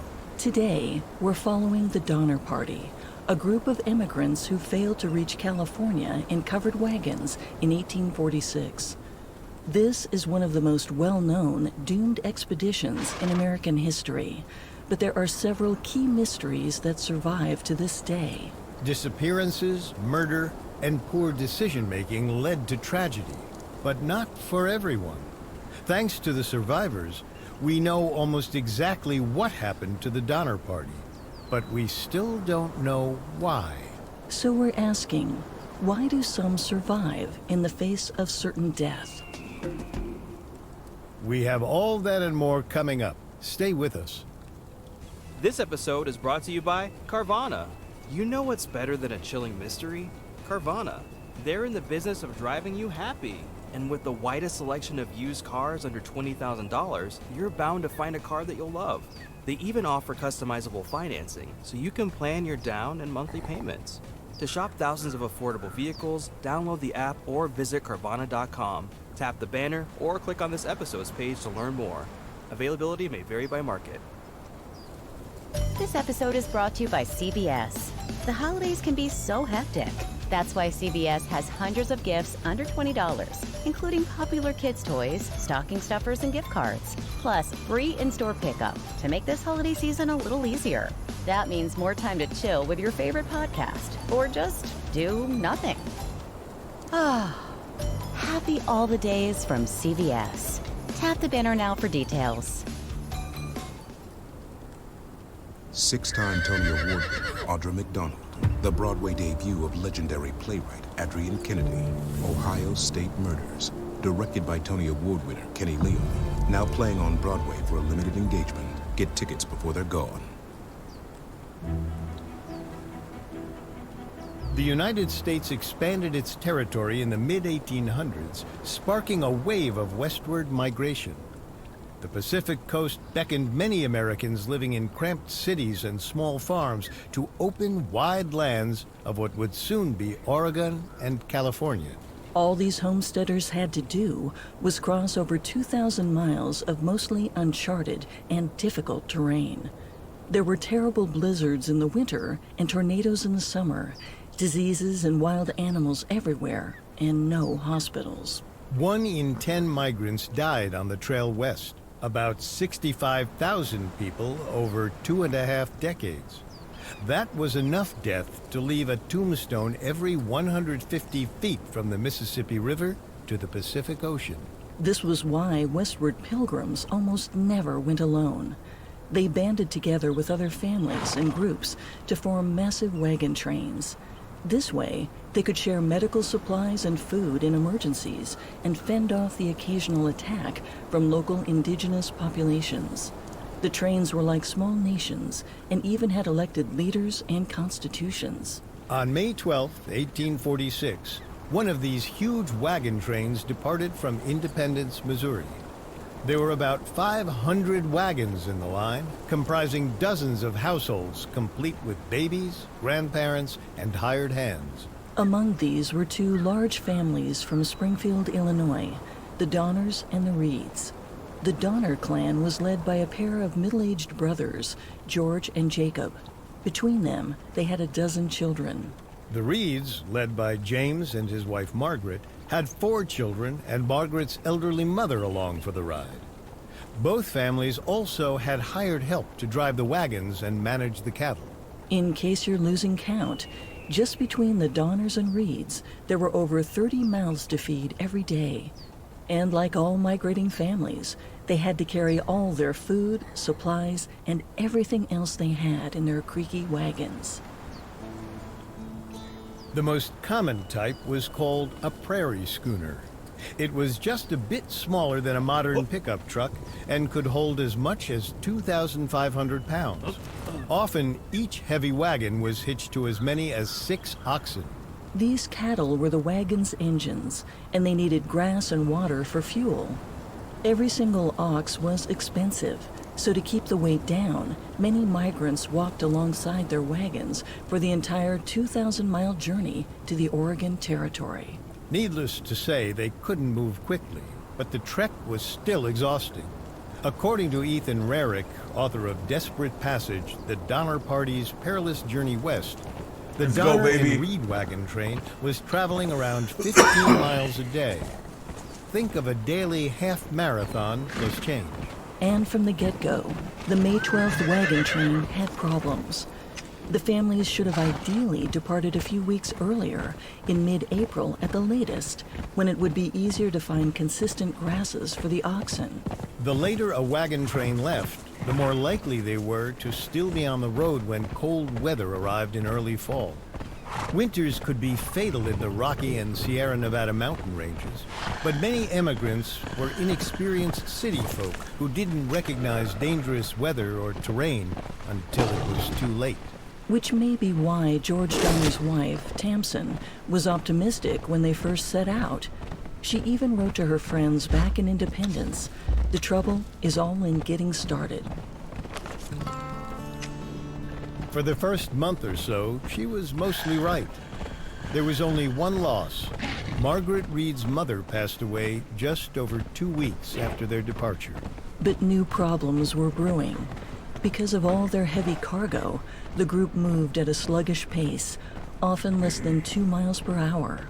Sometimes, the rough terrain slowed them so much, they only covered a few miles per day. Fortunately, they were on a well-established trail that was easy to follow. But on July 18th, they got to the Continental Divide, which lay in modern-day Wyoming and was roughly halfway to the Pacific. There, everything changed. From Independence to the Rocky Mountains, the path was the same for all westward migrants. But once they crossed the divide, there was no single trail. Every family had to work out its next move for itself. For the Donners and the Reeds, this meant splitting off from the main wagon train because they knew about a shortcut. Most groups went north through Oregon, but they knew of a direct southern route to California. This path was called the Hastings Cutoff, and it promised to shorten the trip over the mountains by many days, maybe even weeks. Reed likely heard about it from a trail guidebook written by a young lawyer from Ohio named Lansford Hastings. There was just one problem. Hastings had never actually taken the shortcut when he wrote about it. He just figured it was theoretically possible. Others who'd been to California and back also knew about this route, and they said it was deadly. A friend warned the Reeds and Donners not to take Hastings' path. To this day, we don't know why they chose to ignore this advice. It's one of the most enduring mysteries of the Donner Party. We can only assume their delays overruled any other concern. The party was a few weeks behind most other wagon trains, and they still had half the journey ahead. They knew the cold was coming. And perhaps they overestimated their ability to travel quickly through rough terrain where water and grass were sparse. In particular, James Reed was known to be overconfident. It's likely he pushed the cutoff to save time. Unfortunately for all involved, this hubris would prove deadly. On July 20th, 2 days after crossing the Continental Divide, the Donners and Reeds bid farewell to the main wagon train. Damn, They were bro. taking their chances on the Hastings cutoff. That's crazy. Back in the They day. weren't alone. Many other families had also heard about the shortcut. For several days, numerous other groups joined the party until it swelled to include 11 households, dozens of wagons, and nearly 100 people, including hired hands. From this point on, they were officially known as the Donner Party. And for better or worse, they were all on the same path until the end. However, after a few weeks, their journey's end seemed farther off than ever before. Hastings' guidebook had sold Reed on a trail that was shorter and easier, but it was neither. Not even close. The supposed shortcut offered nothing but bad water, sparse grass, and terribly steep rock faces. The party was hung up for days cutting through underbrush, all while emptying and reloading the wagons to get over impassable cliffs. Worst of all, the cutoff led straight through the Great Salt Lake Desert. As the name implies, this desert is mostly salt flats, and they're notoriously dangerous. Even relatively modern expeditions have met their demise there. In 1929, a group of adventurers tried to recreate the Donner Party Trail in a Ford Model A car. Less than halfway across the desert, the vehicle became mired in salt mud. Then, in September 1986, a group of archaeologists tried a similar route in full-size 4x4 trucks. Even they couldn't make it across. The toughest challenge was a 40-mile stretch without trees, water, or grass. This section alone took the Donner Party 5.5 days. Remember, they were only moving at 2 miles an hour max, less if the wagons got stuck. The desert also cost them dearly in supplies. Nearly 40 cattle got lost or died, and at least 4 wagons were abandoned in the mud. The Reeds eventually only had 1 wagon left, and just 2 animals to pull it. Worst of all, it was nearly October. The weather was already getting cold, and soon the mountain passes would be filled with snow. The window to safely cross the Sierras was closing, but the Donner Party still had roughly 600 miles to go, and soon their frustration would erupt into violence. Coming up, the Donner Party deals with a murder. Hi, it's Richard, and I'm thrilled to share a special announcement with you. On July 12th, Parcast is releasing its first book. It's titled Cults: Inside the World's Most Notorious Groups and Understanding the People Who Joined Them. It's based on the very popular Cults podcast that my friends Greg and Vanessa host. And starting right now, you can pre-order it at parcast.com/cults. With the benefit of years of research and insights, this captivating book has put together a comprehensive narrative that tries to make sense of mysterious groups such as NXIVM, Heaven's Gate, the Manson family, and more, exposing how shared beliefs can have deadly results and taking you deeper into the dark side of human nature than ever before. This book is a must-read for any true crime fan. There are limited copies available, so don't wait. Head to parcast.com/cults now to pre-order Cults: Inside the World's Most Notorious Groups and Understanding the People Who Joined Them. That's parcast.com/cults. And thanks again for supporting Parcast.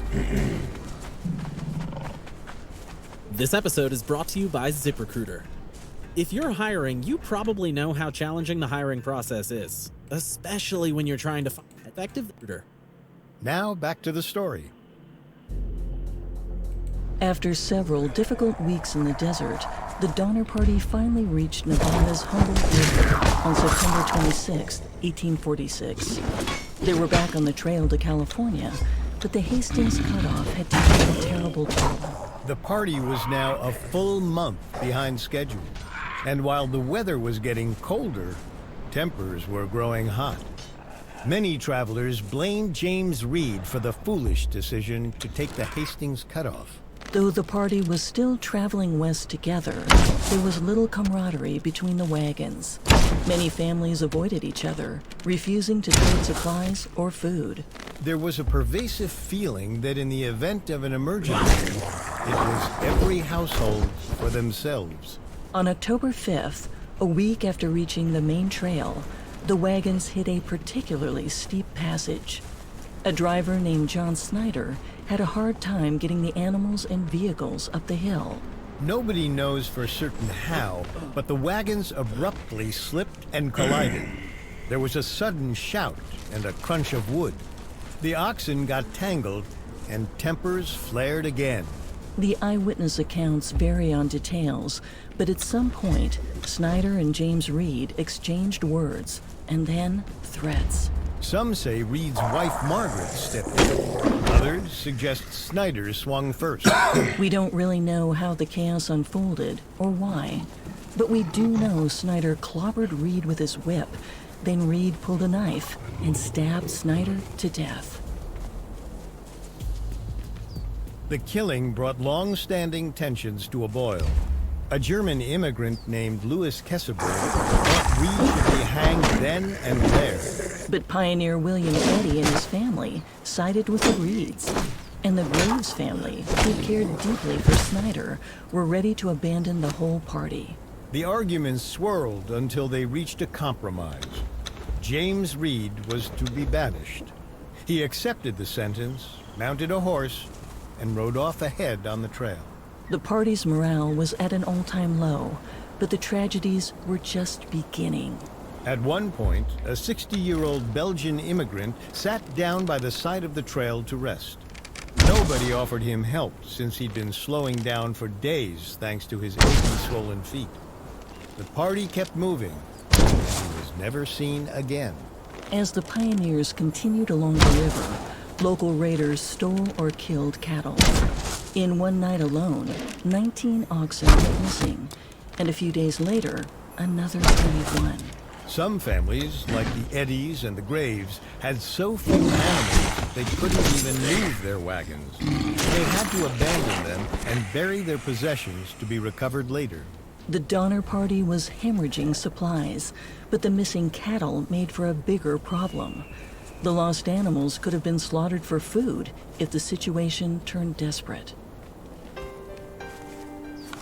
But somehow, in spite of all these challenges, the Donner Party finally reached the trail over the Sierra Nevada mountain range in late October 1846. This was the final barrier between them and fertile California, but it was the biggest one of all. The Sierra Nevadas are one of the largest mountain ranges in the United States.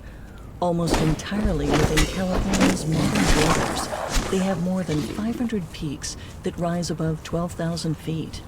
At the time, the mountains were still mostly unmapped and wild.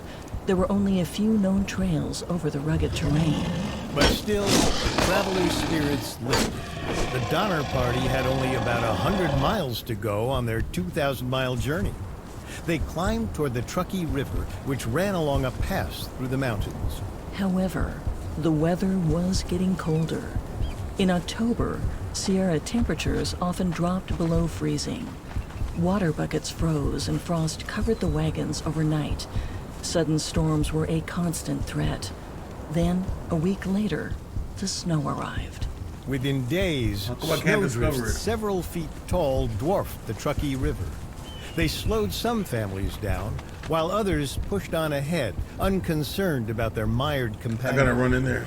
Before long, the first and last wagons in the party were miles apart.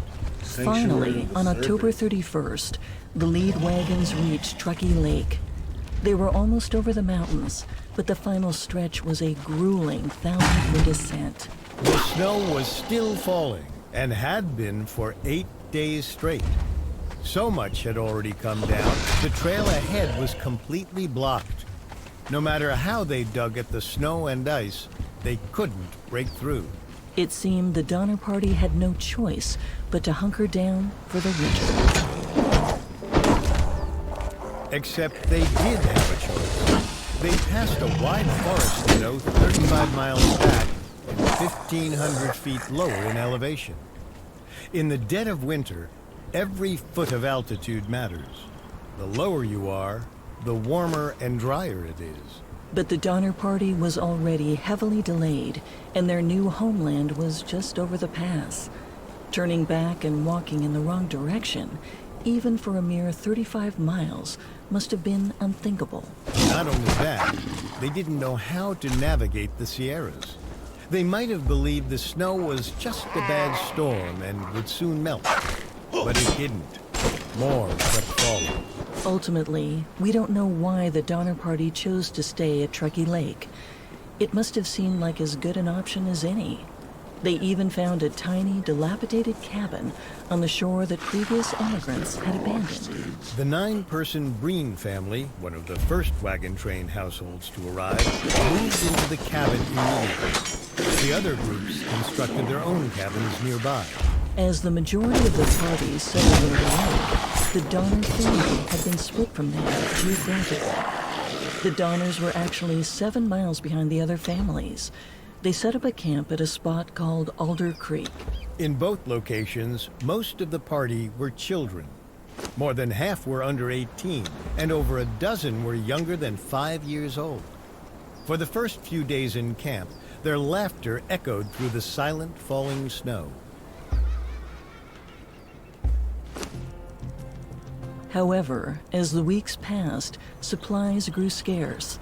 Blankets and clothes were permanently wet and cold, and dry firewood became impossible to find. Some families fared better than others. For example, the Breens and the Graves still had many of their cattle to butcher for meat, while the Reeds and Eddies had virtually no supplies. Some of the wealthier households drove hard bargains for food, while those who couldn't afford to trade took to hunting and scavenging. William Eddy allegedly managed to take down a grizzly bear, but even this meat ran out eventually. And without food, staying put was a death sentence. There were a few attempts to continue the journey over the pass, but the snowdrifts forced the party to turn back each time. By early December, over a month into their icy imprisonment, even the well-supplied families were miserable. No one in the Donner Party was laughing anymore. They barely had the energy to move or talk. In fact, some were in death. The Donner patriarchs, Jacob and George, were ill and injured. Jacob was feverish and growing weaker every day, while George had sliced his hand open several days before, and now the wound was infected. Up at the cabins, starvation was